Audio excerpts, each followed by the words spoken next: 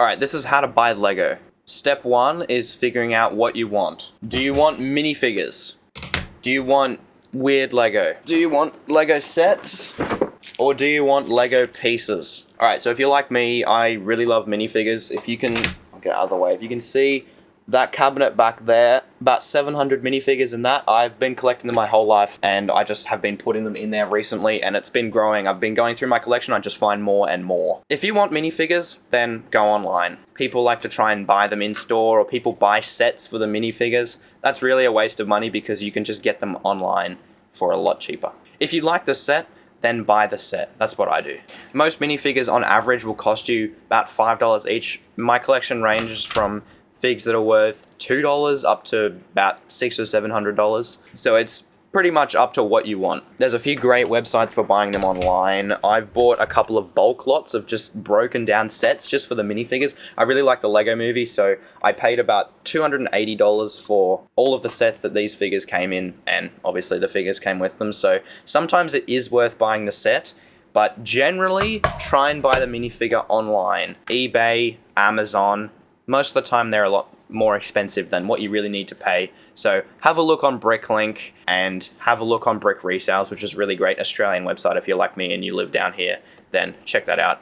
I will put it in the description. You gotta do some basic geography though, because if you live in Australia down here and you want something from America, they're gonna make you pay quite a lot of money just to get it shipped. For example, I bought 1,000 of these. If you can see, wrong side, those stacks back there of them, that's 1,000. They cost about 30 cents each to buy, but it cost me 64 cents per one of these, and it ended up being about $700 just to get them shipped in, including the cost of what I paid for them. So that was because they were from America, because one absolute nut job in Ohio managed to have 1,000 of these, which is a Lego piece from the Lego Mars mission theme. I needed them, so I paid the money. What I'm saying is, if you really want the minifigure and no one else has it, then it's better to buy it sooner or later, otherwise the value will go straight up, and you'll never have that chance again.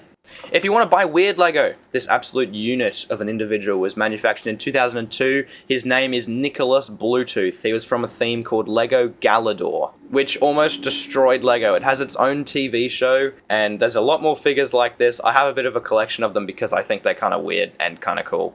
So if you want weird stuff like this, then look on Gumtree and look on every single secondhand website you can possibly think of, as well as eBay, of course, because lots of things will pop up where people are just selling this for really cheap and you just might want it, so there might be a good deal on there. If you want to buy Lego sets, I own over 200 Lego sets. That's been accumulating my entire life, so I'm not some rich person. I have 2 jobs and I save money and then I buy Lego, so I have to work for it. That's what I'm saying. This is Prison Island. I got this secondhand. You can buy sets secondhand.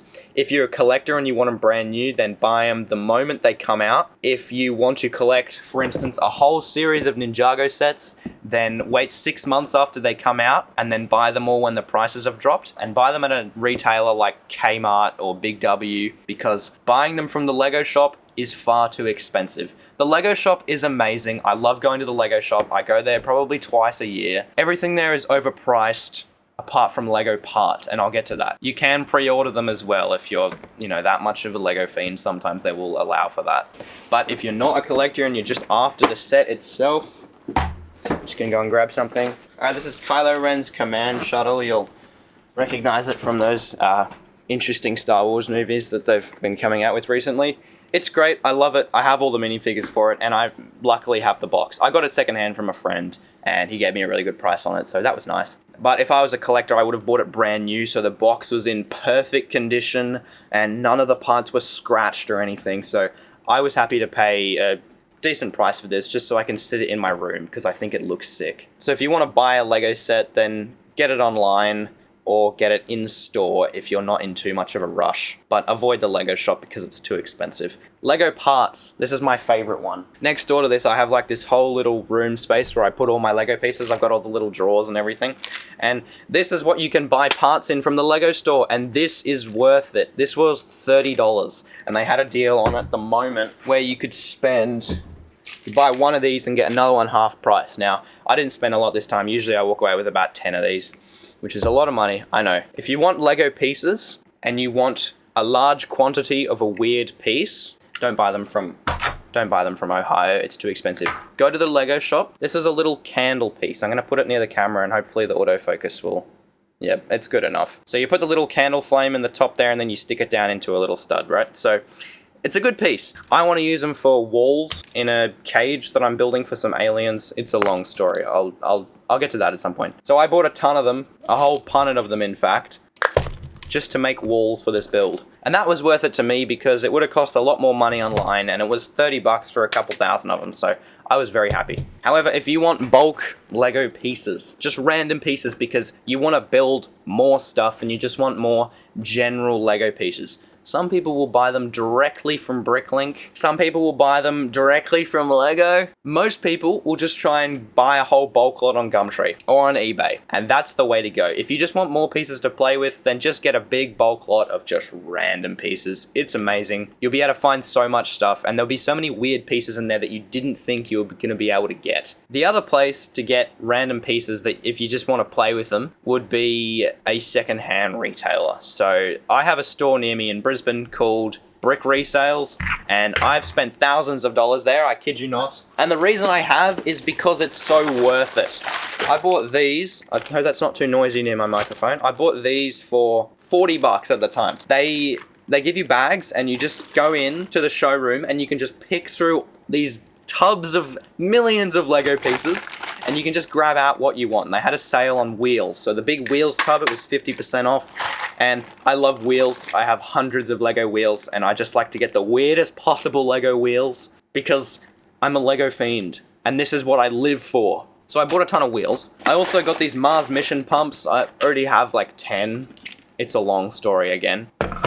To buy any of this online would have cost me 3 times as much money as what I spent. So buying it from a secondhand retailer that just lets you get whatever you want, like Brick Resales, which is kind of unique. I don't know a lot of other places like that. So if you can buy stuff on their website as well, I'll link them in the description. They're a great place for minifigures as well, I mentioned earlier in the video. Definitely worth it. I've got a build in their showroom at the moment. It's been sitting there for a while. 80% of the parts from that I bought right in that store, and I've been buying from them for years and years because it's just so worth it. I realize I kind of talked for a while there, so just to sum it up, if you want to buy Lego, then you got to figure out what you want, and then you got to figure out where you can get it from for the cheapest, and then what condition you want it in. So that determines whether you buy it new or you buy it secondhand. So yeah, that's pretty much it. Thanks.